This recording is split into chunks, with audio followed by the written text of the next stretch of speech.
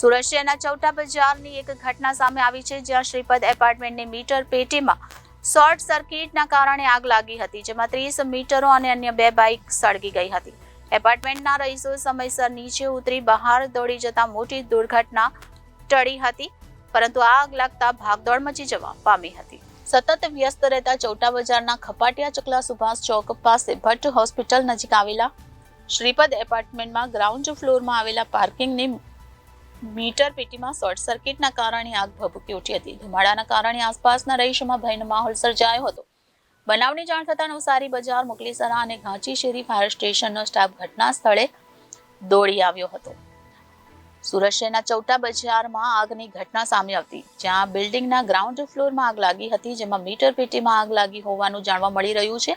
આ આગ શોર્ટ સર્કિટના કારણે લાગી હતી, પરંતુ આ આગ લાગતા દોડધામ પણ મચી જવા પામી હતી. ચૌટા બજારમાં ફાયર ગાડી પસાર થવી પણ મુશ્કેલ છે, જેથી સ્થાનિક લોકો દ્વારા આગ પર કાબુ મેળવવાના પ્રયાસ હાથ ધરવામાં આવ્યા હતા. આ આગની ઘટનામાં કોઈ જાનહાનિ સર્જાઈ ન હતી, જેથી લોકોએ રાહતનો શ્વાસ લીધો હતો. Reporter Arvind Rathod, Janadesh news, Surat.